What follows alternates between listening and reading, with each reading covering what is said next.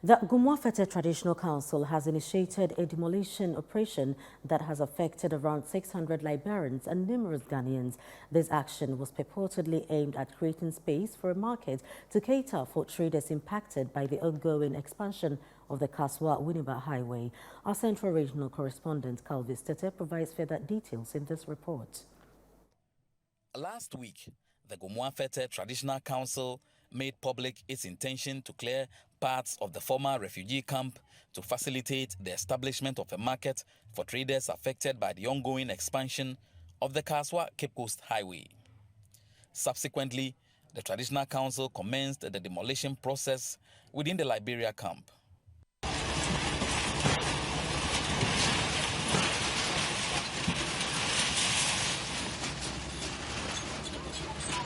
Residents affected by the exercise expressed dismay, claiming the Traditional Council exceeded the initial marked zone for demolition.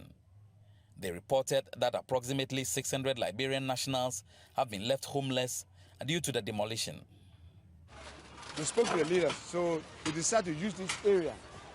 But to our little surprise, they are now hurting residents, destroying people's homes, and we don't know what is happening.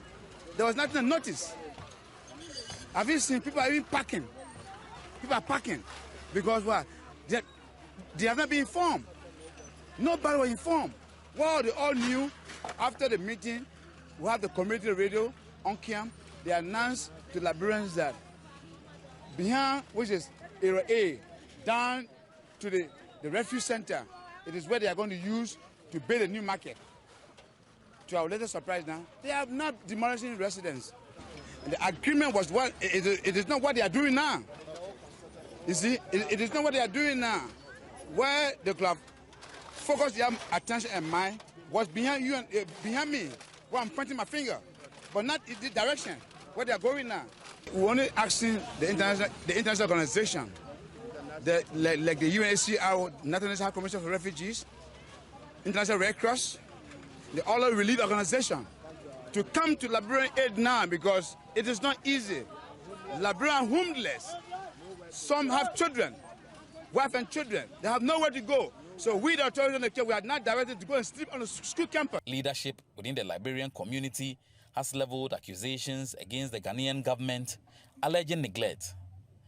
They perceive the demolition as a deliberate effort by both the government and the Traditional Council to evict them from the settlement covertly.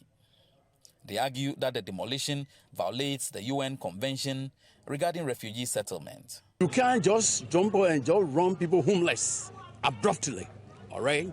It's not decent at all in a civilized society. And so the High Commissioner of Liberia and the government of Ghana, they know what to do. We don't need to tell them. We are human beings that live here for 34 years. We developed this place. You understand? All that you see here is because of our present, economically, and you just name it. We cannot be run homeless. As Liberian refugees, we are still guests of Ghana government. After all, what UNHCR is supposed to do for us, it has not been done yet. Because we were told from Geneva, 3 years ago, a meeting was held that they can be demolished by international laws and local laws. But you're not applying. Why? The international laws and the local laws, why are you not applying for us? Why? Many individuals, particularly the elderly, now find themselves more vulnerable, lacking proper shelter. Consequently, they have opted to repurpose certain basic schools within the Buduburam community for housing, citing their establishment for the refugee camp's existence. Each and every one of us here in Buduburam camp, I consider vulnerable. Sure. Now, for those who were preparing their meal this morning and had to rush out of their homes with all of their belongings because they saw what happened 2014 at Zone 5. They are aware. So you can imagine what's happening. So then you ask now the welfare, where do we go? That's why we have here the manager's office.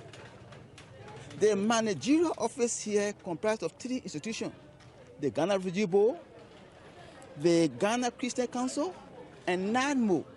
They are here. They have seen it. And because of us, like you rightly said, the police institution was brought here. They are aware. They are the one who safeguard us. So you can imagine, where can we host these people?